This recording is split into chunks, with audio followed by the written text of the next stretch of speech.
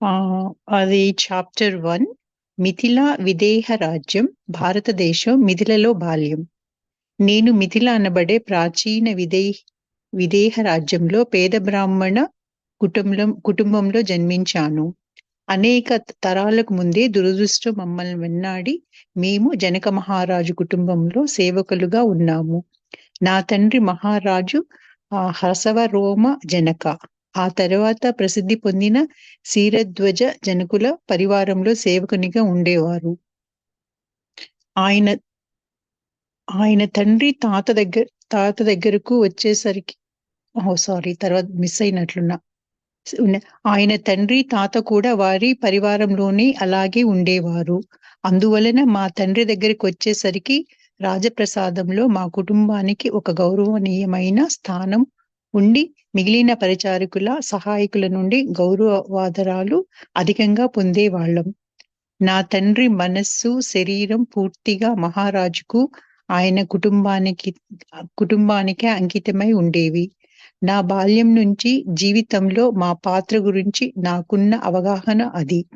మహారాజు అవసరాలు తీర్చడం కోసం చేయవలసిన ఏ పనైనా నా తండ్రికి తక్కువదిగా అనిపించేది కాదు. నాకు మా అమ్మ జ్ఞాపకం లేదు. ఆమె నా బాల్యంలోనే చనిపోయింది. మా కుటుంబంలో నేను, మా నాన్న మాత్రమే ఉండేవాళ్ళం. అనేక మంది సేవకులు బాల్యంలో నా పట్ల శ్రద్ధ వహించినా, ఆయన తన పనులు చేస్తున్నప్పుడు నేను ఆయన కనుసన్నల్లో ఉంటూ ఆయన వెనకే తిరిగేదాన్ని. ఇక్కడ అంటే ఏం చెప్తుంది, మీనాక్షి మాట్లాడుతుంది ఇక్కడ. ఆ మీనాక్షి ఎవరంటే ఫ్యూచర్‌లో సీతమ్మ వారికి పరిచారికగా, ఫ్రెండ్‌గా, అంటే అప్పుడు అనేవాళ్ళు గదా! వాళ్ళని చెలికత్తెలుగా ఉంటారు గదా! ఆమె ఈ స్టోరీ చెప్తుందనమాట. ఎవరంటే ఆమె గత జన్మల్లో దీనా మెరియం మేడం. ఆమె పూర్వపు జన్మలు చూసుకుంటది దీనా మెరియం మేడం. ఆమె 40 ఇయర్స్ క్రియాయోగం చేసింది గదా! అంటే మహాతర్ బాబాజీ చెప్పింది. ఆ క్రియాయోగ చేసినప్పుడు ఆమెకు ఆ శక్తి వస్తదనమాట. గత జన్మలో చూసుకునేది. 40 ఇయర్స్ చేసిందామె. ఆహ్, అయితే ఆమె తన ఒకానొక జన్మ మీనాక్షి. అది ఈ పుస్తకంలో రాస్తుందనమాట.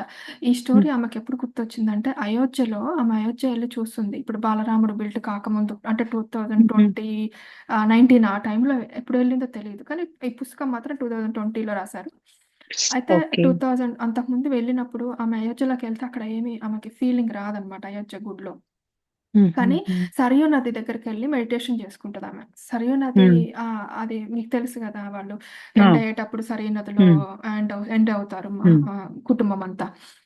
ఆ సరయూ నదికెళ్ళినప్పుడు ఆమెకి రాముడు వచ్చి రాముడు సీత గురించి చెప్తాడు దీనామరియమ్మ మేడంకి. ఓకే. ఇట్లా మెడిటేషన్‌లో. ఆమెకి చెప్పినప్పుడు ఆమె ఈ పుస్తకం రాయమని చెప్పినట్టుగా ఆమెకనిపిస్తది. ఆమె రాస్తుందనమాట. ఆమె గత జన్మలు జూసుకొని, ఆ రాముడు చెప్పిన స్టోరీని సీత గురించి ఆమె ఇందులో రాస్తది మెడిటేషన్‌లో. అందులో మీనాక్షి అనే పాత్ర ఈ దీనా మెరియం మేడం అనమాట. ఆమె ఓకే. మీనాక్షి మాట్లాడుతుంది ఈ పుస్తకమంతా. అదే. ఆమె ఏం చెప్తుందంటే, ఆమె బాల్యం గురించి చెప్తుంది. నేను మిథిల అదే. అనబడే ప్రాచీన విదేహ రాజ్యంలో పేద బ్రాహ్మణులు, వాళ్ళు పూజారులు గానండి, వాళ్ళకేదో దురదృష్టం ఉండి ఇట్లా సేవకులుగా ఉన్నారని చెప్తారు. అంటే ఈ పుస్తకం అంతా నాకు చదివాను కానీ ఇప్పుడు గుర్తు రావట్లే. మరి అదే. ఎందుకు అది తర్వాత చెప్తారో లేదో తెలీదు, చూడాలి. అదే. అయితే ఆమె అయితే వాళ్ళు నా తండ్రి మాత్రం తల్లిదండ్రులు వాళ్ళంతా కూడా మేము బ్రాహ్మణులము, పూజారులము అనేది తీసేసి సేవకే చేస్తారనమాట. అదే. ఈమేం చెప్తుందంటే ఆహ్, హ ఇప్పుడు రసవ రోమజనక అనే మహారాజు గజనక మహారాజు యొక్క తండ్రనమాట. హ్మ్. అదే. ఆయన తర్వాత శీరధ్వజ జనక అని పేరొచ్చిందాయనకి. హ్మ్. ఫస్ట్ ఆయన పేరు హసవరోమ జనకుడు. అదే. కానీ శ్రీరథ జనకుడు తర్వాత పేరు మారింది. ప్రసిద్ధి పొందారు. ఆయన హ్మ్. దాంట్లో ఆహ్, ఆయన సేవకుడుగా ఉన్నాడనమాట. ఓకే. హ్మ్. నా సేవకునిగా ఆయన తండ్రి అంటే ఆమె తండ్రి యొక్క తండ్రి, ఆమె తాత కూడా పరివారంలో సేవకులుగానే ఉన్నారని అదే. చెప్తున్నారు. అంటే ఆమె అదే. తాత, అదే. ఆమె ముత్తాత కూడా ఆ హ్మ్. రాజు పరివారంలో శిరధ్వజ జనకుడు అంటే సీతాదేవి తండ్రి గదండీ! అదే. అదే. ఆయన అలా ప్రసిద్ధి చెందాడు. ఫస్ట్ హ్రస్వరోమ అదే. జనకుడు అని అనేవాళ్ళంట ఆయన్ని. తర్వాత శీరధ్వజ ఆ! జనకుల ఆ! అదే. ప్రసిద్ధి హ్మ్. పొందారు. అయితే హ్మ్. అక్కడ ఆయన గౌరవనీయమైన స్థానంలోనే ఉండి, ఈమె తండ్రి మీనాక్షి తండ్రి. హ్మ్. హుహు. ఉండి పరిచారకుల సహాయకుల నుండి గౌరవాన్ని పొందేవాళ్ళు.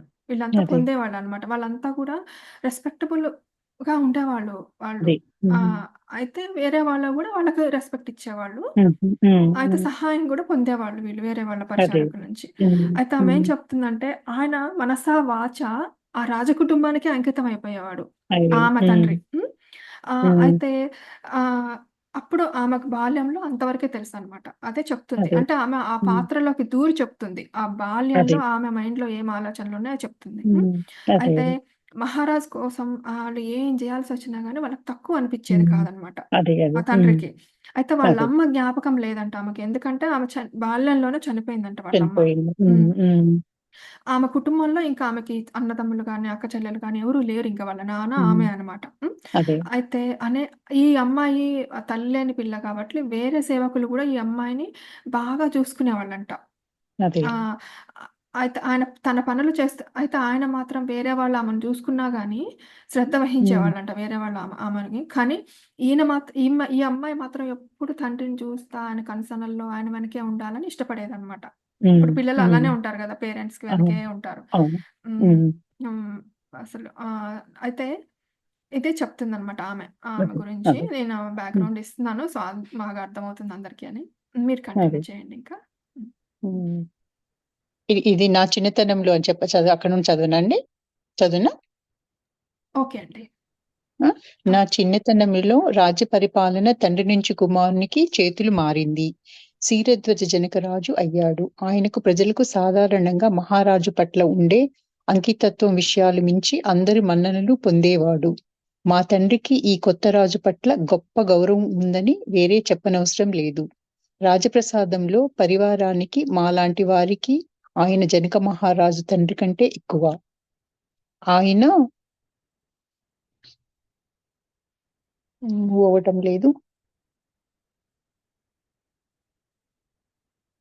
ఆయన పట్ల ప్రేమ, గౌరవాలతో ప్రభూ అని పిలిచేవాళ్ళం. ఆయన మాలో చిన్న, పెద్ద అందరికీ వయస్సులో నిమిత్తం లేకుండా తండ్రి వలె ఉండేవారు. రాజ్యంలో ఆయనకు కేవలం మహారాజులాగా కాక ఒక ఋషి, ఒక గొప్ప యోగిలాగా పరిగణించేవారు. దేశంలో అతి కొద్ది మంది మహారాజులు మాత్రమే ఆయనతో సరిపోల్చదగిన వారు ఉండేవారు. ఈ విషయంలో మా నాన్న మాత్రమే కాక ఎంతో మంది నమ్మేవారు. మహారాజు ఒక వ్యక్తి లోపలికి, హృదయంలోకి చూస్తారు అని బాహ్య రూపాన్ని కాదని మనుష్యుల స్థాయిని బట్టి విచక్షణ చూపరని అని నా బాల్యంలోనే మా నాన్న మాకు చెప్పేవాడు. అది అందరికీ తెలిసిన సత్యమే. దానివల్ల ప్రజల మనస్సుల్లో ఆయన స్థానం మరింతగా సుస్థిరమైంది. మహారాజుకు, ప్రజలకు మధ్య పరస్పర ప్రేమ బంధం ఉండడం వలన రాజ్యంలో అసాధారణ శాంతి, ఐక్యతలు ఉండేవి. ఆయన పట్ల వ్యతిరేకత అన్న మాటే లేదు. ఎప్పుడూ అందరి శ్రేయస్సు కోసం పాటుపడే ఆయన చర్యలకు ప్రశ్నించేవారే లేరు. నేను ఆ పెరిగి మహారాజు గారు గురించి చెప్తున్నారండి. ఆ! ఆయన హ్మ్. హ్మ్. ఆ మహారాజు గారు తన తండ్రి కంటే గూడా ఆయన ఎక్కువ దగ్గరయ్యారంట ప్రజలకి. హ్మ్.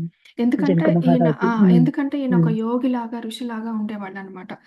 హ్మ్. అందరూ అనుకునేవాళ్ళంట ఈ రాజుతోని ఎవరిని పోల్చలేం. ఆహ్, కొంతమందే ఉంటారు ఇట్లాంటి గొప్ప రాజులు. అంత హ్మ్. ఋషిలాగా, యోగిలాగా ఉండేవాళ్ళు.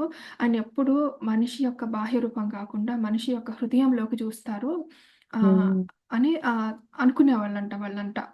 విచక్షణ హ్మ్. చూపరు ఆయన స్థాయిని హ్మ్. బట్టి. అంటే పేద, గొప్ప హ్మ్. అని ఆయన స్థాయిని బట్టి డిఫరెన్స్ చూపరు అని వాళ్ళ నాన్న చెప్పేవాడంట ఈ అమ్మాయికి. ఆయన హ్మ్. గుణగణాలు ఈ అమ్మాయికి చిన్నప్పుడే వాళ్ళ నాన్నగారు చెప్పేవాళ్ళనమాట. అయితే హ్మ్. ఆయన యొక్క అలా ఉండటం వల్ల, ఆయన అందరి హృదయాల్లోకి చూడటం వల్ల, ఆయన విచక్షణ చూపకపోవడం వల్ల ప్రజల మనస్సులో ఆయన స్థానం చాలా సుస్థిరమైపోయిందనమాట. ఆ మహారాజు హ్మ్. యొక్క స్థానం. అయితే ఆళ్ళ ఇద్దరికీ ప్రజలకి, రాజుకి మధ్య ప్రేమ బంధమే ఉందన్నమాట. అంటే నేను అది. రాజుని అన్న అధికారం ఆయనకి లేదు. వీళ్ళకి కూడా అట్లా లేదన్నమాట. మేము ఆయనకంటే తక్కువ అని. ఆయన మీద విపరీతమైన ప్రేమ ఉండేది. ఆ ప్రేమ బంధం వల్ల ఎప్ అసల అనుకోనంత శాంతి, ఐక్యత ఉండేది ప్రజల మధ్య. అదే. అంటే హ్మ్. అందరికీ ప్రజల్లో అందరికీ ఒకళ్ళకొకళ్ళు సహాయం చేసుకోవటం, ప్రేమగా ఉండటం, శాంతితో ఉండటం, అందరూ ఒక్కటై ఉండటం. కష్టమొచ్చినా, సుఖమొచ్చినా చాలా హ్మ్. ఐక్యతతో ఉండేవాళ్ళనమాట. ఆ హ్మ్. ప్రజలు. హ్మ్. ఆయన పట్ల వ్యతిరేకత అని అసలు ఆ మాటే లేదు. ఆ క్వెషనే లేదంటుంది. అదే. ఆయన ఏదన్నా పని చేస్తే ఎవ్వరు కూడా ఎందుకు చేశావని ప్రశ్నించేవారే లేరట. అదే. ఎందుకంటే ఆయన ఎప్పుడూ అందరి శ్రేయస్సు కోసం, అందరి మేలు కోసమే ఆయన అహర్నిశలు పాటుపడేవాడంట. హ్మ్. హ్మ్. అని చెప్తుంది ఇక్కడ అదే. ఆయన గురించి, జనక మహారాజు గురించి. అదే. నేను పెరిగి పరిచారిక సేవ చేయటం మొదలుపెట్టినప్పుడు ఆ రాజప్రసాదంలో ఎంతో అందంగా ఉండేది.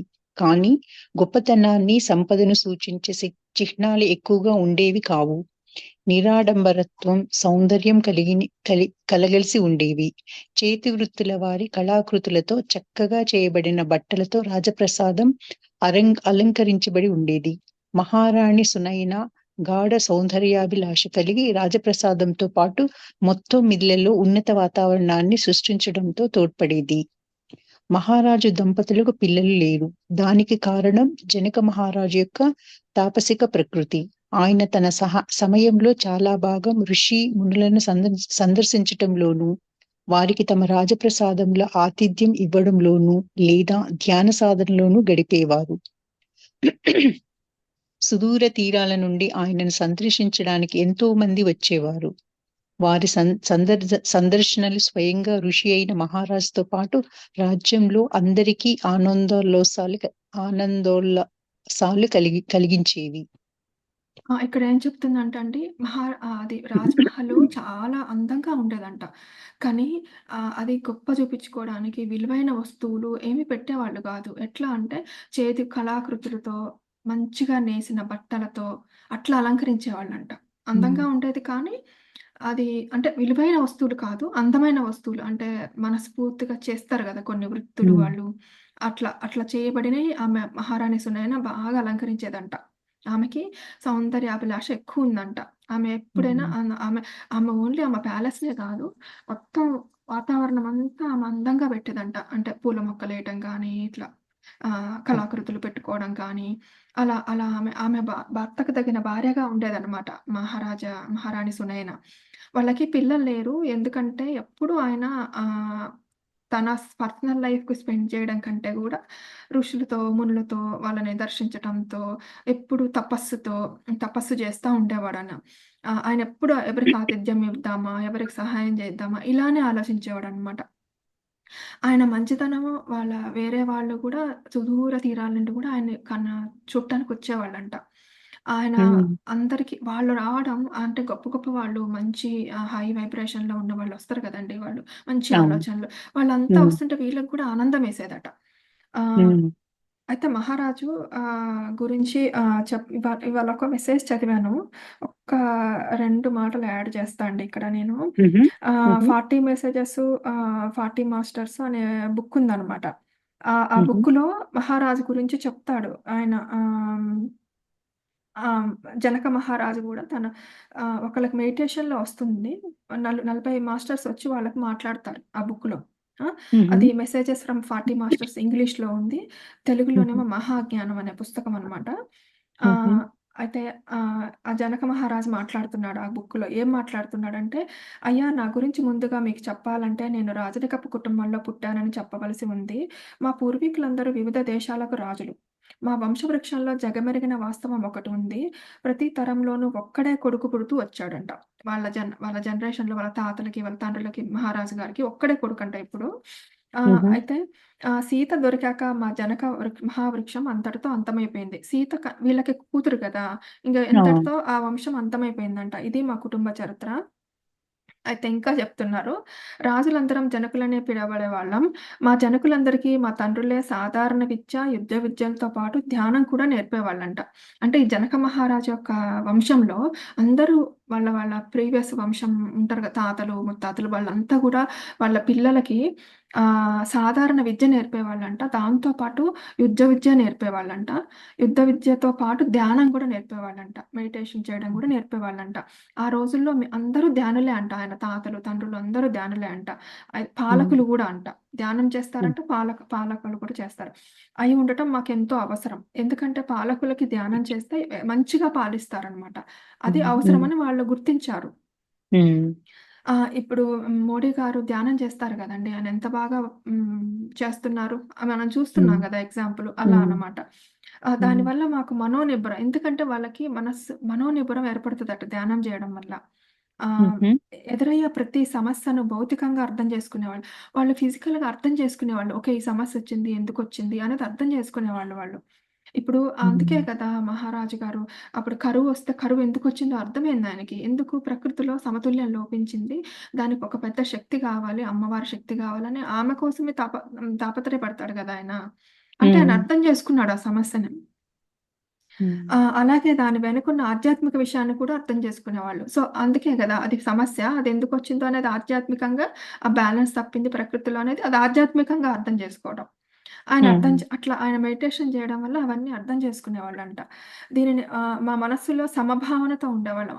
అట్లా అర్థం చేసుకోవడం వల్ల ప్రతి దాని వెనక ఒక మనిషి ఒక రాంగ్ బిహేవ్ చేసినా, కరెక్ట్ బిహేవ్ చేసినా వాళ్ళెందుకు చేశారు, ఆధ్యాత్మిక అర్థం ఏంటో తెలుసుకున్నప్పుడు అందరిని ఈక్వల్ అయితే చూస్తాం ఎవరైనా సరే. హ్మ్. అంటే హ్మ్. ఇప్పుడు కొంతమంది అజ్ఞానంతో ఏదైనా తప్పు చేసినప్పుడు, ఓహో! వాళ్ళకింకా తెలీదు, వాళ్ళు జ్ఞానం లేక చేశారు అనే సమభావం ఉంటుంది కానీ ఎవరి మీద కోపం హ్మ్. ఉండదనమాట. హ్మ్. అందరిని హ్మ్. సమభావంతో చూసేవాళ్ళం. అయితే నా పూర్వీకుల్లా కాకుండా అయితే ఆయన పూర్వీకుల కంటే గూడా కాకుండా నాకు మరింత సేపు ధ్యానంలో గడపాలని ఉండేది. సో, వాళ్ళేంటి హ్మ్. అప్ సమానంగా సమదృష్టితో పాలించడానికి ధ్యానం చేసేవారు. కానీ ఈయన ఇంకా ఇన్ డెప్త్ ఎళ్ళాడనమాట ధ్యానంలో. ఎవరు? జనక మహారాజు గారు. హ్మ్. అదే. నాకు మరింత సేపు ధ్యానంలో గడపాలని ఉండేది. వెంటనే నాకలా చేయడానికి అనుమతి లభించింది. కొన్ని సంవత్సరాల పాటు ధ్యానం చేశారంట ఆయన. రాజ్యానికి అదే. తిరిగి వచ్చి రాజునై ప్రజాపాలన చేశారు. సో, వాళ్ళ తండ్రి ఒప్పుకున్నారు ఆయన ధ్యానం చేయడానికి. ఒప్పుకోవడం హ్మ్. వల్ల ఆయన వెళ్ళిపోయి అంత ధ్యానం చాలా సంవత్సరాలు చేసి తర్వాత వచ్చి రాజ్యపాలన తీసుకున్నారంట ఆయన. హుహు. జనకుడిగా హ్మ్. నా జన్మ వల్ల, ధ్యానం వల్ల నేను నేర్చుకున్నది ఏమిటంటే, మనిషిగా భౌతిక జీవిత పరంగా ఏర్పడిన బాధ్యతలు ఎన్నడూ నిర్లక్ష్యం చేయగూడదు. అంటే మన ఫిజికల్ లైఫ్‌లో మనకుండే రెస్పాన్సిబిలిటీస్ మనం ఎప్పుడూ నెగ్లెక్ట్ చేయకూడదు అంటున్నాడనమాట. మీరు హ్మ్. ఏడవ శరీరం చైతన్యానికి చెందిన మాస్టర్ అయితే కావచ్చు. ఒక భౌతిక శరీరంలోకొచ్చిన తర్వాత వ్యక్తిగా మీ బాధ్యతలను నిర్వర్తించాలి. అంటే మనమందరం కూడా పైలోకాల నుంచి వచ్చామంటున్నారు కదా! మనం అక్కడ లైట్‌లా ఉంటాము. కానీ ఆ లైట్‌కు లా ఉన్నా గాని మీరెంత గొప్పవాళ్ళైనా అయినా కానీ ఇక్కడ భూమి మీదకొచ్చినప్పుడు ఆహ్, మీ బాధ్యతలను తమ జన్మ పట్ల తమ బాధ్యతలు నిర్వర్తించని వారెవ్వరూ ఆధ్యాత్మికంగా ఎదగలేరు. అంటే ఒక మదర్‌గా మనం ఏవైతే రెస్పాన్సిబిలిటీస్ ఉంటాయో అవన్నీ చేయకపోతే మనం ఆధ్యాత్మికంగా గూడా ఎదగలేమంట. హ్మ్. ఒక వైఫ్‌గా, ఒక డాటర్‌గా ఎన్ని ఉంటే అన్ని రెస్పాన్సిబిలిటీస్ మనం పూర్తిగా నిర్వర్తించాలి. ఫిజికల్ లైఫ్‌లో మనకున్న రెస్పాన్సిబిలిటీస్. హ్మ్. మీ జన్మ కారణం మొదలుకొని ధ్యానంలో శిఖరాగ్రాలు అందుకునే వరకు అనేక బాధ్యతలు ఉంటాయి. అసలు జన్మకి కారణం గూడా ఉంటుంది. అంటే లైఫ్ పర్పస్ అంటారు గదండీ! ఆ లైఫ్ పర్పస్ హ్మ్. అది చేయాలి. మన బాధ్యతలు చేయాలి. ధ్యానం, ఆధ్యాత్మిక అన్నవి పెళ్ళాం, బిడ్డల్ని వదిలిపెట్టమని గాని, సంఘాన్ని వదిలిపెట్టమని గాని చెప్పవు. సో, మెడిటేషన్ గాని, ఆధ్యాత్మికత గాని నువ్వు రన్ అవే అవి సన్యాసిలా మారిపోవని చెప్పవట. పైగా మీరు కుటుంబంతోనూ, మీ సంఘంతోనూ కలిసుండాలని చాలా గట్టిగా చెప్తాయి. సో, కుటుంబంతోని, సంఘంతోని మనము ప్రేమగా ఉండాలి. వాళ్ళతో కలిసుండాలి. మన బాధ్యత మనం చేయాలి అని బాగా హ్మ్. చెప్తాయని ఇందులో హ్మ్. ఇదెందుకో పొద్దున చదివినప్పుడు నాకు చదవాలనిపించింది. అందుకే అదే. అదే. సారీ మిమ్మల్ని హ్మ్. ఆపినందుకు కానియండి. లేదు లేదు. పర్లేదు. ఏదైనా తెలుసుకోవడమే గదా! అందరము. అదే అండి. మంచిగా హ్మ్. అనిపించింది అంతే ఆయన అలా షేరింగే చెప్తుంటే గదా! ఆయన దట్స్ గుడ్ థింగ్. గురించి. ఆ! హ్మ్. హ్మ్. ఓకే పర్లేదు. అండి. మహారాజు యొక్క వివేకం సమస్యలన్నిటికీ పరిష్కరించడానికి తోడ్పడడంతో ఆయన మాకు సన్నిహితులు, ప్రియమైన తండ్రిగా మారిపోయారు. చాలా మందికి ఇది ఎంతో ఆనందకరమైన వాతావరణం. నా తండ్రికి తప్ప. మహారాజు దగ్గరకు ఉండడం వలన ఆయన పొందే ఆశీస్సులను పక్కన పెట్టి ఆయన ఏ విషయంలోనైనా ఖచ్చితంగా ఉండేవారు. మా నాన్న కోపంగా ఉంటాడని చెప్పడానికి చాలా చిన్న మాట. మహారాజు కోసం తను చేసే పనులలో ఎంతో పరిపూర్ణతతో ఉంటూ, కొన్నిసార్లు ఇతరుల కంటే తానే ఆ పనులు బాగా చేయగలను అనుకుని, వారి పనులను కూడా తానే చేసేవాడు. అయితే, ఆ పనులు ఎంతో వినయంతోనే చేసేవాడని నాకు అనిపించేది. ఆయన ఎప్పుడూ ఎవరినైనా ఇంతకంటే బాగా చేయవచ్చు అనుకుంటూ ఉండేవారు. అప్పుడు నేను నా మనస్సులో మౌనంగా నిరసన తెలుపుతూ, అన్ని సార్లు ఇంతకంటే బాగా చేయడం కుదురుతుందా అనుకునేదాన్ని. మా కుటుంబం ఎదుర్కొన్న అనేకానేక దురదృష్టాల నుంచి జనక మహారాజు కుటుంబం యొక్క కరుణ వలన రక్షింపబడ్డామని నా తండ్రి నాకు ఎప్పుడూ గుర్తు చేస్తూ ఉండేవాడు. మనం మన జీవితాంతం వారికి రుణపడి ఉన్నాము అని పదే పదే చెప్పేవాడు. వారి దయ లేకపోతే మనం ఏమై ఉండేవాళ్ళమో నాకు తెలియదు అనేవాడు. నేను పెరిగే కొద్దీ ఆ దురదృష్టాలేమిటో అవి మాకు ఎందుకు ఏర్పడ్డాయో చెప్పమని ఆయన్ని అడిగేదాన్ని. కానీ ఆయన ఎప్పుడూ బదులు చెప్పలేదు. ఆకాశంలోకి చూస్తూ తల పట్టుకునేవాడు. ఒకసారి మాత్రం నీకు అది తెలుసుకోవలసిన అవసరం లేదు అని చెప్పగా నేను సంతృప్తి పొందకపోయినా ఆయన రెట్టించలేని పిరికితనంతో దానిని వదిలేశాను. ఆయన నుంచి నేను దూరంగా వెళ్ళడం కానీ, ఆయన ఒప్పుకోకపోవడం కానీ నాకిష్టం ఉండేది కాదు. దాంతో నాకు ఏడుపు వచ్చేది. ఎదురు తిరిగేదాన్ని. కానీ ఆయన మొండిగా అలాగే ఉండేవాడు. అసలన్నింటికంటే చెప్పవలసింది నేను దగ్గరలోని నది వద్దకు కూడా ఎప్పుడూ వెళ్ళలేదు. నదీ స్నానం అనేది నా పరిధిలో లేదు. నాకు ఒక్కదానికే ఈ నియమం ఉండేది. ఎంత వేడుకున్నా ఆయన కరిగేవాడు కాదు. ఖచ్చితంగా ఉండేవాడు. మీనాక్షి తన వైపు నుంచి చెప్తుందండి. హుహు. హ్మ్. అతనికేముంటుందంటే, తన కూతుర్ని గొప్ప పరిచారకులుగా రాలుగా చేయాలని ఉండేదనమాట ఆయన తండ్రికి. అందుకని ఆమె విషయంలో కొన్ని కండిషన్స్ పెట్టేవాడనమాట. ఏంటి నదీ స్నానానికి వెళ్ళొద్దు. అంటే ఆయన అక్కడేదో దురదృష్టం వస్తది. నదీ స్నానానికి వెళ్తే అనేది ఆయన బిలీఫ్ అనమాట. కానీ హ్మ్. దాన్ని ఆ అమ్మాయికి ఎక్స్‌ప్లెయిన్ చేసేవాడు కాదనమాట. చెప్పేవాడు కాదు. హ్మ్. ఎందుకు హ్మ్. అంటే ఒకప్పుడు అట్లుండేవాళ్ళు గదా! చిన్న హ్మ్. పిల్లలేగా ఎందుకు అన్నీ చెప్పటం అనేలా హ్మ్. అంటే మామూలుగా ఉండేవాళ్ళనమాట. అప్పట్లో వాళ్ళెలా ఆలోచించేవాడో అలా ఆలోచించేవాడు. హ్మ్. ఆమె గట్టిగా అడిగితే నీకవసరం లేదని చెప్పేవాడనమాట. హ్మ్. అయితే ఆయనకి ఆ విషాద సంఘటనలవి చెప్పటము, తన కూతురికి చెప్పటం, ఇప్పుడు ఇంకా చిన్నదేలే ఇప్పుడే ఎందుకు చెప్పటం అని అనుకునేవాడనుకుంటా మరి. హుహు. అయితే ఆమె పనిలో గూడా చాలా కఠినంగా ఉండేవాళ్ళనమాట. ఎప్పుడు పర్ఫెక్ట్‌గా ఉండాలి అన్నీ. మహారాజు గారికి అంతా బావుండాలి అనుకునేవాళ్ళు. ఎవరన్నా సరిగ్గా హ్మ్. చేయనప్పుడు ఈయనే ఎళ్లి వాళ్ళ పని గూడా చేసేవాడనమాట. అలా ఉండేవాడు. హ్మ్. నేను చేస్తున్నానా, వాళ్ళు చేస్తున్నారా కాకుండా హ్మ్. ఆయనకెప్పుడూ అంతా మహారాజు గారికి అంతా బావుండాలి, పర్ఫెక్ట్‌గా ఉండాలి అనే ఉద్దేశ్యంతో ఉండేవాడు. అందుకని ఆయన ఈ పాపని మాత్రం కోప్పడేవాడంట ఎప్పుడన్నా అంటే సరిగ్గా ఉండకపోతే. ఆ! అంటే ఆయన లాలనగా చెప్పకుండా కొంచెం కఠినంగా చెప్పేవాడనమాట. ఆహ్, కానీ ఆమె మాత్రం తన తండ్రి మీద విపరీతమైన ప్రేమ, గౌరవం ఉండేదామెకి. ఎందుకంటే తను బాగా కష్టపడతాడు గదా! అని అనుకుని ఆమె ఆ ప్రేమ వల్ల ఆమె నా తండ్రి గొప్పవాడు అందరి సేవకుల కంటే అనుకునేదనమాట. హ్మ్. అది. అయితే ఆమెప్పుడు ఆయన నుంచి దూరంగా వెళ్ళటం, ఆయన కోపం తెప్పించడం ఆమెకిష్టం ఉండేది కాదు. అది. కానీ ఆమె చిన్నదవ్వడం వల్ల ఆమెకి అన్నీ అర్థమయ్యేవి కాదనమాట. ఆయన ఎక్స్‌ప్లెయిన్ చేసేవాడు.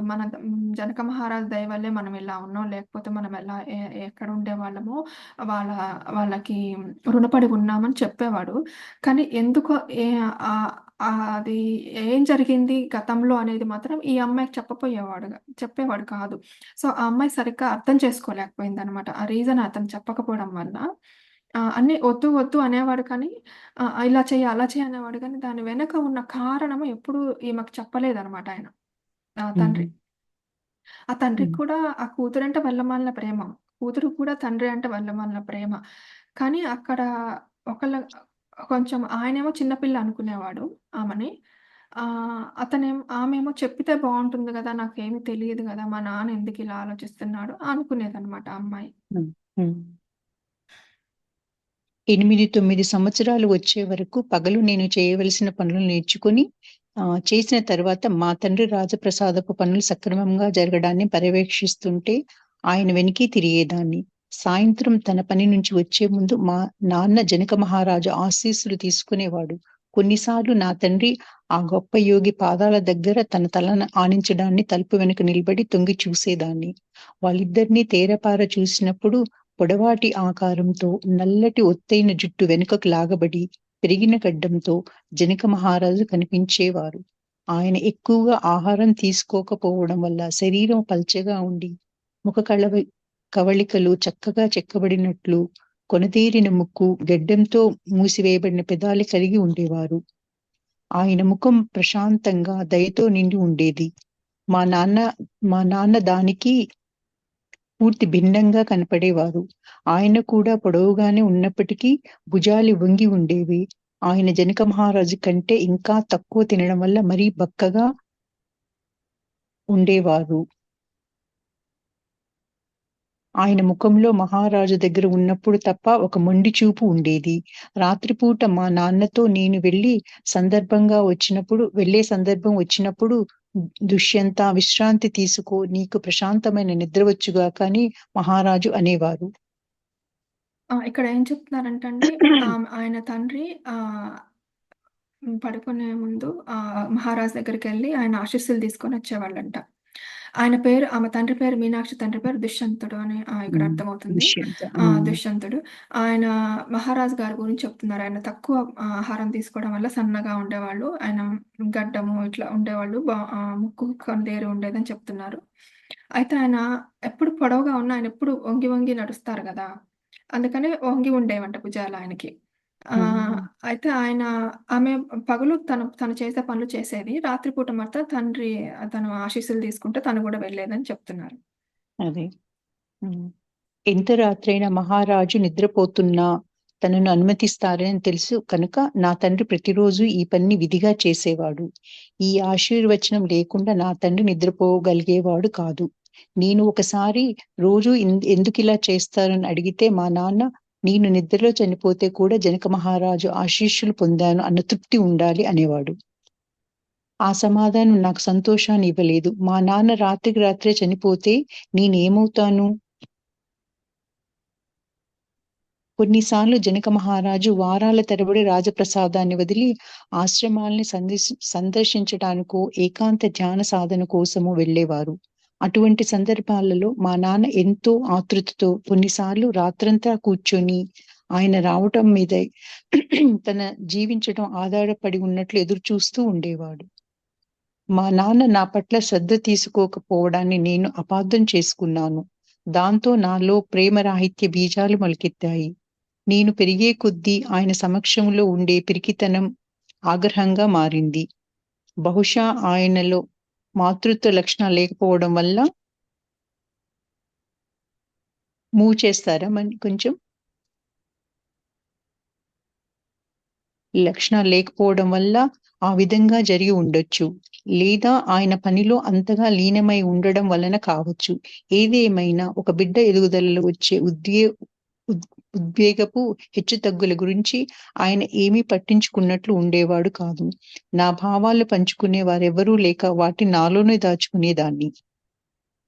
ఇక్కడ ఏం చెప్తున్నారంటే ఆయన ఆయన రా రాజుగారికి ఆయన బయటికెళ్ళినా గాని ఆయనెప్పుడో వస్తారు అన్నట్లుగా ఆయన కోసమే ఎదురు చూసేవాళ్ళు.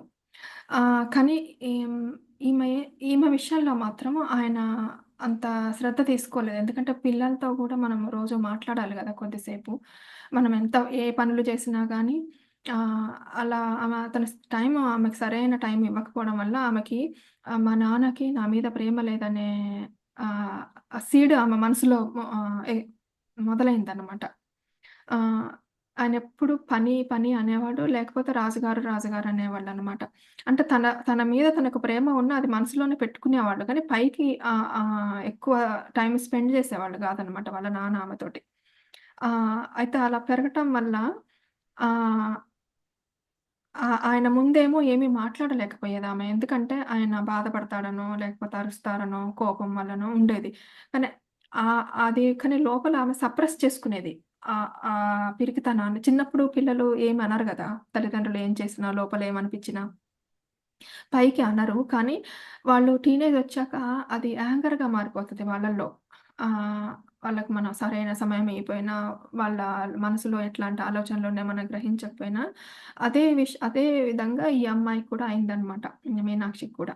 ఆహ్, అందులో ఒకటి ఆమె తల్లి ప్రేమను పొందలేకపోయింది గదా! అది గూడా ఒక కారణం. ఆమె తల్లి ప్రేమ పొందలేకపోవడం, ఒక తండ్రిలో తల్లి లక్షణాలు లేకపోవడం వల్ల కూడా ఆమెకి ఆ ప్రేమ రాహిత్యం అనే బీజాలు మొలకెత్తాయనమాట ఆమె మనసులో. అంటే మా నాన్నకి నేనంటే అంత ఇష్టం లేదు. ఆయనకి ఎంతసేపు పని గాని, రాజుగారు గాని ఆలోచిస్తారు అనేది ఉందనమాట.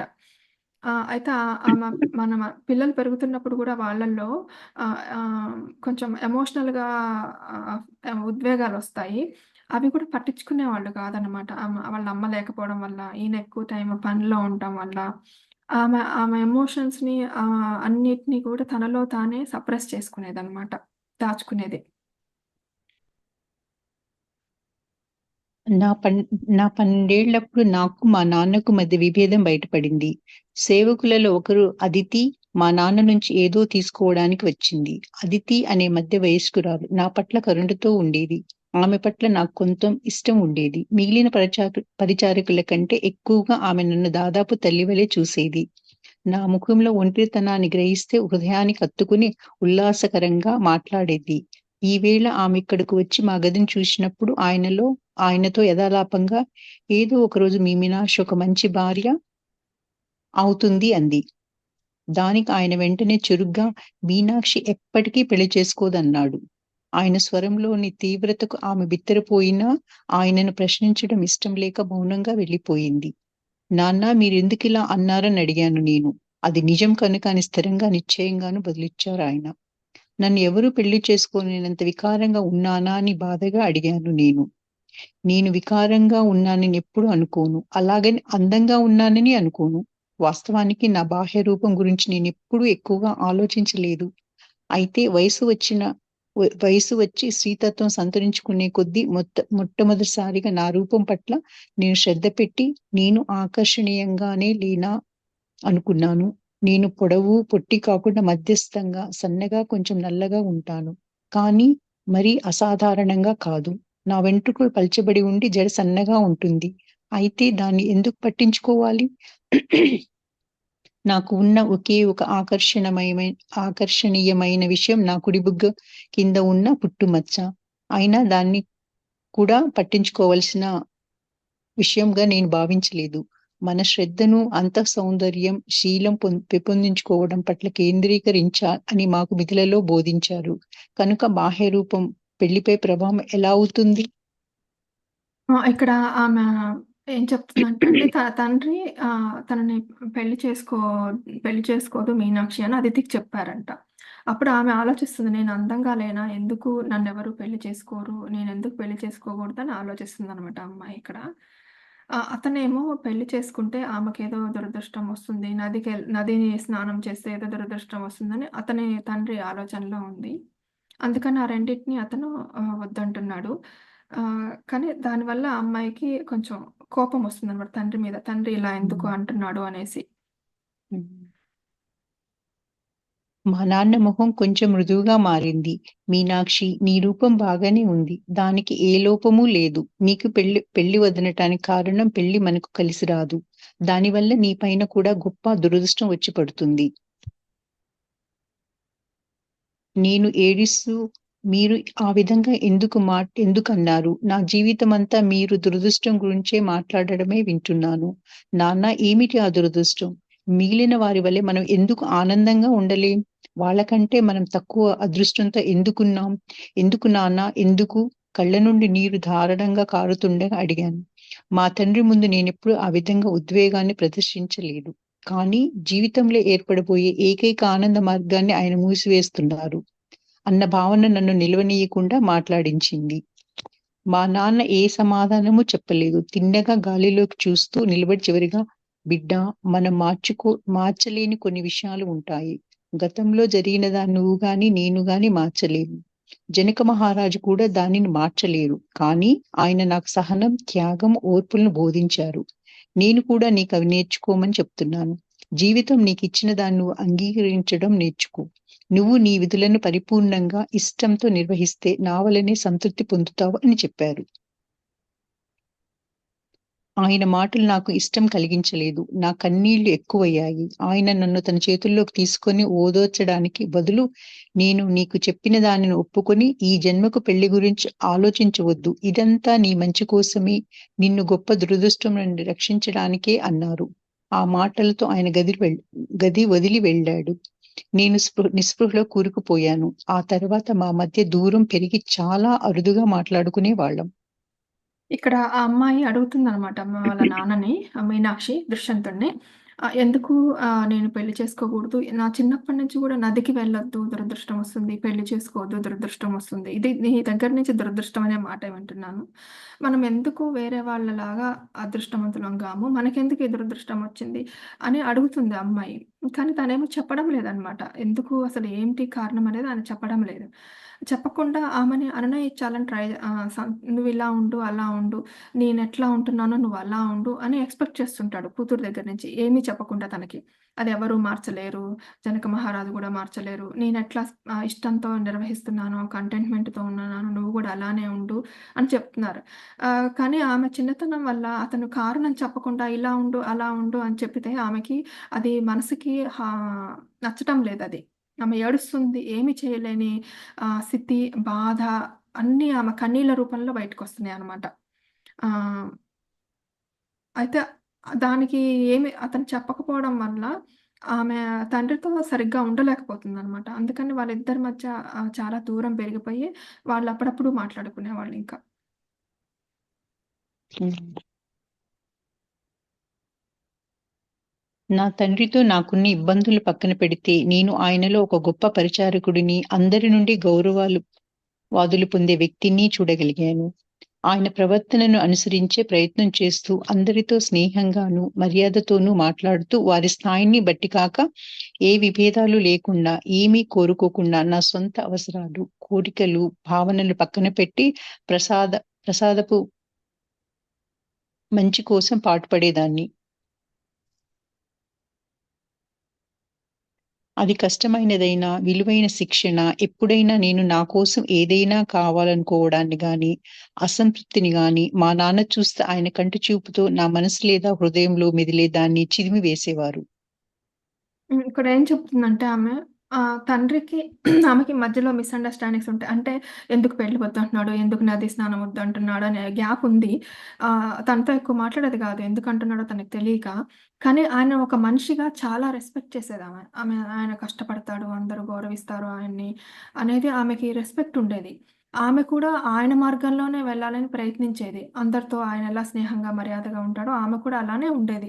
అయితే అతని తండ్రి ఆమెని ఎట్లా చేసేవాళ్ళంటే, ఆమె ఇష్టాలు, అయిష్టాలు, భావాలు పక్కన పెట్టేసి ఆహ్, ఆ రాజమహల్ కోసం, ఆ రాజప్రసాదం కోసమే పనిజేయాలి అనేవాడు.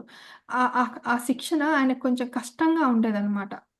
ఆమెకి కష్టంగా ఉండేది. అంటే ఆమెకంటూ ఇష్టాలు, భావాలు ఉంటాయి గదా! ఎవరికైనా. హ్మ్.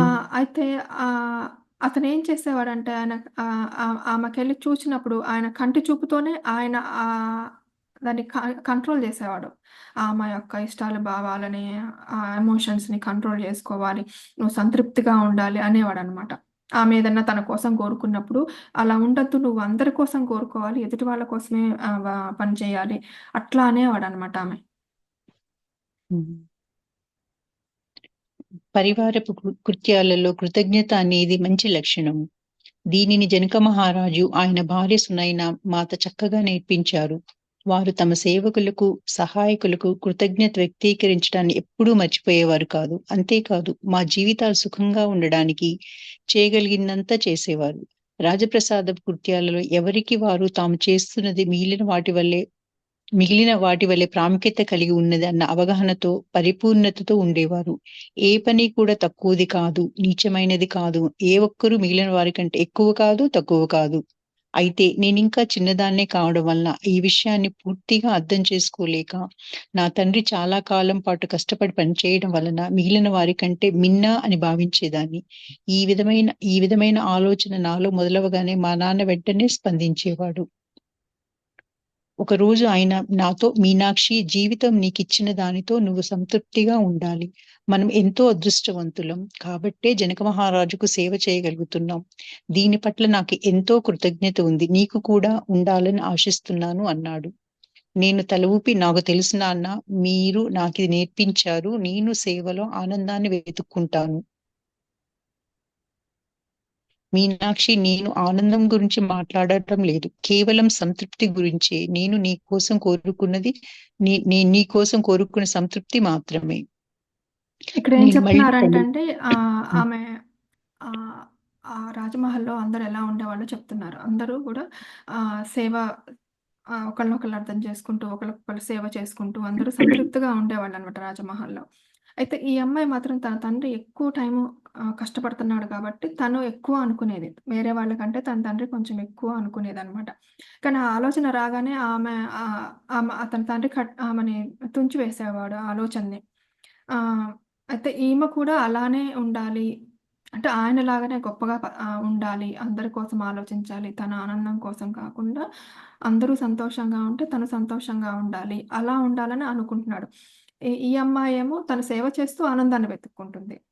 ఈ ఈమె ఆలోచన విధానం ఇలా ఉందన్నమాట. కానీ తను ఎప్పుడూ తండ్రి చెప్పినట్లుగా ఉండటానికే ప్రయత్నిస్తుంటుంది మీనాక్షి. హ్మ్. కాకపోతే ఒక ఇద్దరు మనుషులు ఒకేలా ఆలోచించలేరు గదా! ఒక మనిషి హ్మ్. ఆలోచన ఒకలా ఉంటుంది. ఇంకొక మనిషి ఆలోచన ఇంకొకలా ఉంటుంది. అక్కడ హ్మ్. వాళ్ళిద్దరూ కొంచెం భిన్న అభిప్రాయాలతో ఉండేవాళ్ళనమాట. హ్మ్. నేను మళ్ళీ తల ఊపాను. ఆయన భావాలను జనక మహారాజుతో పంచుకుంటానని నేను చెప్పలేకపోయాను. నిజానికి అలా చేయాలని నాకెంతో కోరికగా ఉన్నప్పటికీ, మహారాజు నాకెంతో దూరంగా ఉంటారు. ఆయన పట్ల నాకు గొప్ప గౌరవం, కృతజ్ఞత ఉన్నప్పటికీ, ఆయన సాన్నిధ్యంలో చాలా సిగ్గుపడుతూ, సన్నిహితంగా వెళ్ళలేక, ఎన్నడూ ఆయనను సూటిగా చూడడం గానీ, మాట్లాడడం కానీ చేయలేదు. ఆయనను దూరం నుండి పరిశీలించినప్పుడు, ఆయన నుంచి పెల్లుబికే ఆనందాన్ని గ్రహించగలిగేదాన్ని. ప్రతి ఒక్కరికి ఆయనపై గల ప్రేమను చూసేదాన్ని. ఆయన చిరునవ్వు మొత్తం రాజప్రసాదాన్ని వెలుగులతో నింపేది. నా తండ్రికి అంత ఉల్లాసం ఎందుకు లేదు, నాకెందుకు లేదు అనుకునేదాన్ని. నేను పెరిగే కొద్దీ మిగిలిన సేవకులకు నా తండ్రి పట్ల చూపే గౌరవానికి ఆనందిస్తూ, రాజప్రసాదంలో ఆయనకు గల గౌరవానికి కొంచెం గర్వపడేదాన్ని. మిగిలిన సేవకులను ఆయన పర్యవేక్షిస్తూ ఏ పని మిగిలిపోకుండా అన్నీ సంపూర్ణంగా జరిగేటట్లు చూసుకునేవాడు. సేవకులు ఎవరైనా అనారోగ్యంతో రాకపోయినా, వేరే కారణం చేతనైనా తమ పని చేయలేకపోతే, మా నాన్న ఆ పని వెంటనే చేసేవాడు. ఆయనకి హీనమైనది, నీచమైనది అన్న పనే లేదు. అది నాకు బాధ కలిగించేది. ఆయన తన స్థాయికి తగిన పనులు చేస్తున్నప్పుడు అనిపించినా నేను మౌనంగా ఉండేదాన్ని. ఆయన తన స్థాయికి తగని పనులు చేస్తున్నాడు అనిపించినా నేను మౌనంగా ఉండేదాన్ని.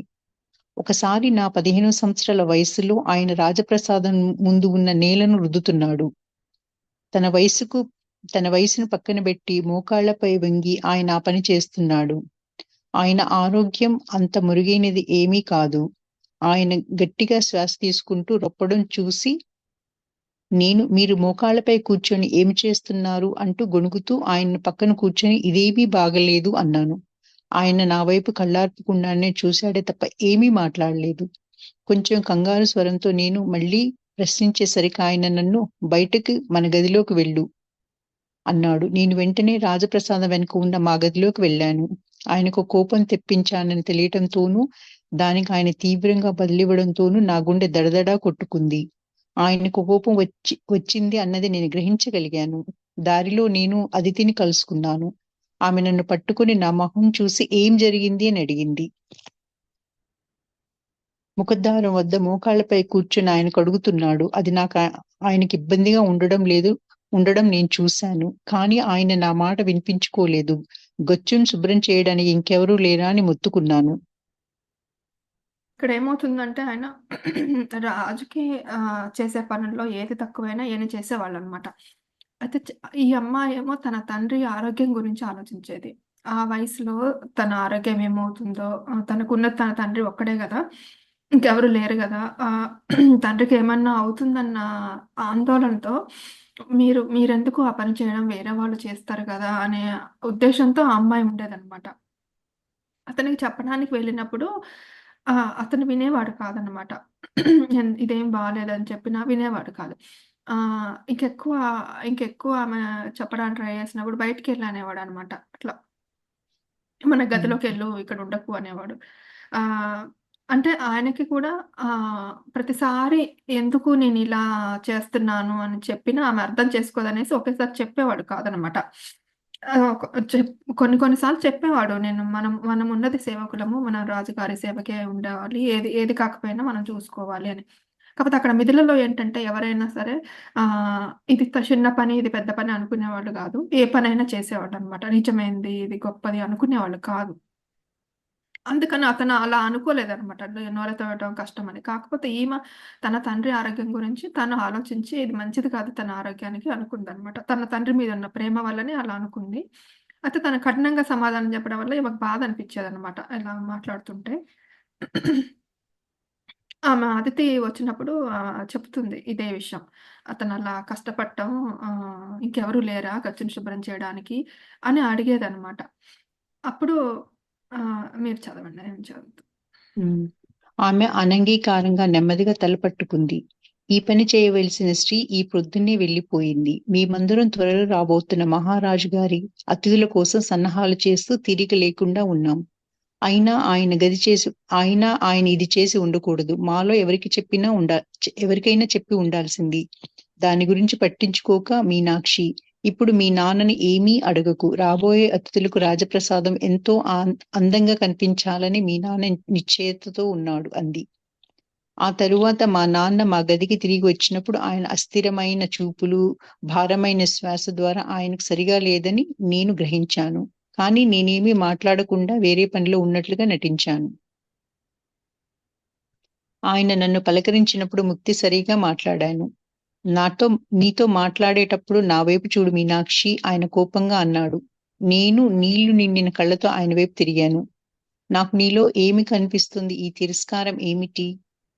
నేనేమీ బదులు చెప్పలేదు. ఆయన ఒత్తిడి చేసినప్పుడు నేను, నాన్న, మిగిలిన వాళ్ళు మిమ్మల్ని నేల మీద ఆ విధంగా చూసినప్పుడు ఏమనుకుంటారు అన్నాను. కానీ అవి నా నోటి నుంచి వచ్చిన వెంటనే నేను అలా అని ఉండకూడదు అనుకున్నాను. నేను అన్న మాటలు వెనక్కి తీసుకోవాలి అనుకున్న సందర్భం అది ఒక్కటే. వాళ్ళు ఏమనుకుంటారా? ఇది నువ్వు పట్టించుకునే విషయం. నీకు నీకు నేను నీకు నేర్పించిన ఇదా? జనక మహారాజు అతిథుల కోసం కొంచెం మూవ్ చేస్తారా మని? రాజప్రసాదాన్ని సిద్ధం చేయడంలో అవమానం పడవలసిన విషయం ఏదైనా ఉందా? ఆయన స్వరంలో నా పట్ల తిరస్కారం ప్రతిబింబిస్తుండగా, నిన్ను చూసి నేను ఆశ్చర్యపడుతున్నాను బిడ్డా అన్నాడు. అక్కడ ఆపాలని నాకు తెలిసి ఉండవలసింది. కానీ నేను ఆగకుండా, కానీ నాన్న, దానివల్ల నువ్వు పడే ఇబ్బందిని నేను చూశాను. ఎవరైనా యువసేవకులు అంటూ ఎదిరించాను. ఆయన నన్ను మధ్యలోనే ఆపుతూ, అవును, ఒక యువ సేవకురాలిని చూస్తున్నాను. ఆయన చెప్పే సేవకురాల్ని నేనయి ఉంటాను. నాకు తెలియదు. నీకు ఏమైంది మీనాక్షి అన్నాడాయన. నేను బదులు పలకలేదు. నేను పొరపాటు పడ్డానని నాకు తెలుసు. కానీ నాన్న తనను నన్ను ఇద్దరిని అపహాస్యం చేశాడు. ఎట్టికేలకు పేలమైన స్వరంతో, మన బ్రాహ్మణులం కదా నాన్న అన్నాను. అది మా నాన్నపై ఏ ప్రభావము చూపలేదు. ఆయన నన్ను కొట్టబోతున్నట్లుగా చెయ్యి పైకెత్తారు. నేను ఆయన వైపు భయంతో చూశాను. ఆయన అంతకుముందు ఎప్పుడూ ఆ విధంగా చెయ్యలేదు. ఆయన ఒక క్షణం ఆగి చెయ్యి క్రిందికి దించుతూ తనను తాను అదుపు చేసుకున్నారు. నేను ఆయన ముఖంలో బాధ చూడలేక ఏడుస్తూ గది బయటకు పరిగెత్తాను. మిగిలిన రోజంతా నేను నేను గది బయటే గుబురుగా ఉన్న ఒక చెట్టు వెనుక దాక్కుని గడిపాను. చీకటి పడుతుండగా ఆయన నా వద్దకు రావడం చూశాను. నన్ను కోప్పడడానికి బదులు మెల్లగా నా పక్కన కూర్చుని మృదువైన స్వరంతో ఇలా అన్నాడు. మీనాక్షి, నువ్వు ఒక విషయం అర్థం చేసుకోవాలని నేను కోరుకుంటున్నాను. మన జీవితంలోని ప్రతి విషయంలోనూ మనకు ఆదర్శప్రాయంగా ఉండే మన మహారాజును చూడు. పొలాలు దున్నే రైతులకు సహాయం చేయడానికైనా ఆయన పల్లె పల్లెకు తిరుగుతారు, నువ్వు వినలేదా? ఆ కొత్త నాగళ్ళు ఉపయోగించటం ఎంతటి కష్టమో నువ్వు గమనించావా? అది చేయడానికి ఆయన బలం లేదు. అయినా ఆయన పదే పదే ఆ పని చేస్తుంటారు. ఆయన నిలబడే ఆదేశాలివ్వరు. తాను చేయటం ద్వారా బోధిస్తారు. పొలంలో ఆయన చెమటను కక్కుతూ కష్టపడుతూ వ్యవసాయదారులకు దున్నటం నేర్పటం నేను చూశాను. ఇది ఒక మహారాజు చేయదగిన పనేనా? ఈ విధంగా అత్యంత గౌరవప్రదమైన పని వేరే పని పని ఏదీ వేరే లేదని మనకు బోధిస్తున్నారు. మనలో ఎవ్వరూ ఎక్కువ తక్కువ లేరు. తన రాజ్యంలో నిరుపేదను తనకంటే భిన్నంగా చూడరు. మన మహారాజు కేవలం నా విధులు మాత్రమే వేరైనవని చెప్పడం నేను ఎన్నోసార్లు విన్నాను.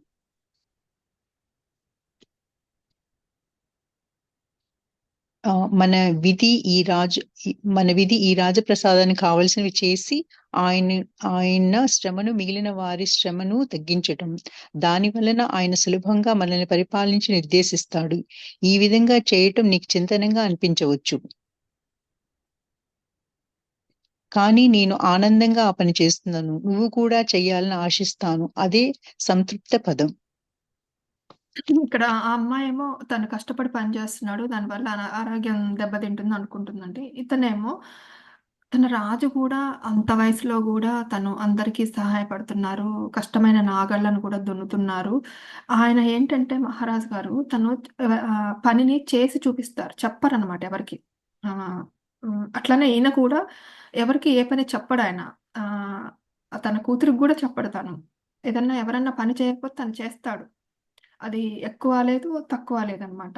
అలానే అతనేమనుకుంటాడంటే, అతని జీవితమంతా రాజు మన కోసం కష్టపడుతున్నాడు గాబట్టి, మనం రాజు కోసం కష్టపడాలి అని అనుకుంటాడు. తన కష్టాన్ని తన ఆరోగ్యం కూడా తన గురించి లెక్క చేయరనమాట.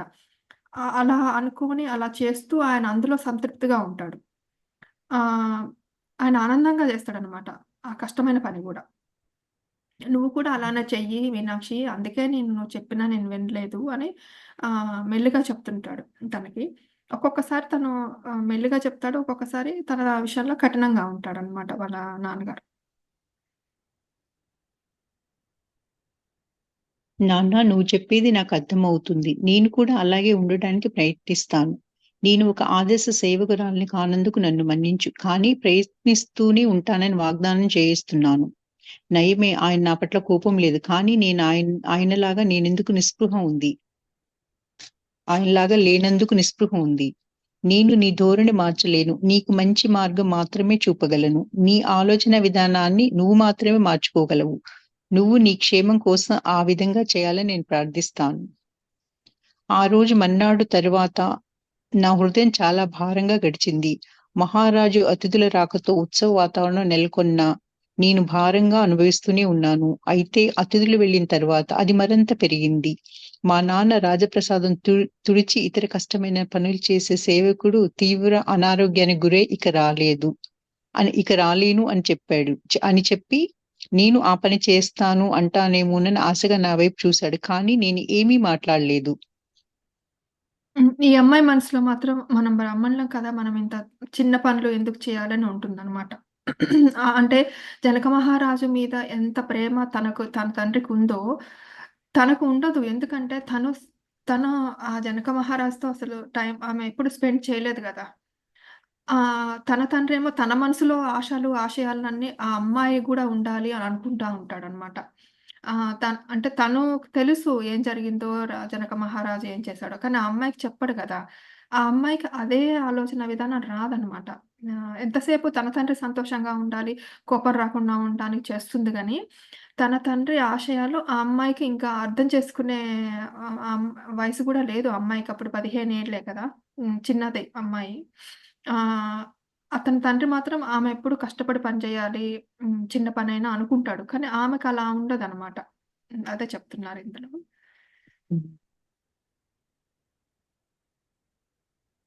అప్పుడాయన, మీనాక్షి ఆ సేవకునికి అప్పగించిన పనులు నిన్ను చేయమంటున్నాను అన్నాడు. నేను ఆయన వంక నిర్ఘాంతపోయి చూస్తూ తల ఊపాను. ఆయన నన్ను శిక్షిస్తున్నాడా? ఆయన ప్రశ్నించటం అంత అనుచిత చర్య? ఆయన నన్ను అవమానించాలనుకుంటున్నాడా? అనేక వారాలు నేను నేలను తుడిచే నీళ్లలో నా కన్నీళ్లు కలిశాయి. మధ్య మధ్యలో నా పనిని పర్యవేక్షించటానికి మా నాన్న వచ్చి దానిలో తప్పులు పట్టుకొని మళ్ళీ మొత్తం పని చేయమనేవాడు. మిగతా పనివాళ్ళు నన్ను సానుభూతితో చూడటం నాకు మరింత బాధ కలిగించేది.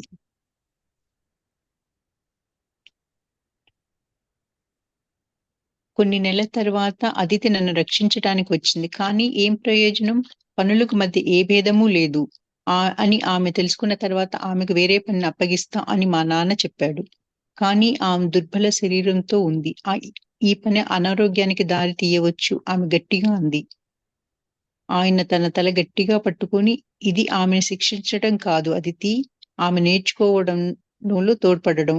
అది ఆమె మంచి కోసమే. బయటకు కనిపించే వాటిని గురించి ఆమె అంతగా పట్టించుకోకూడదు అన్నాడు.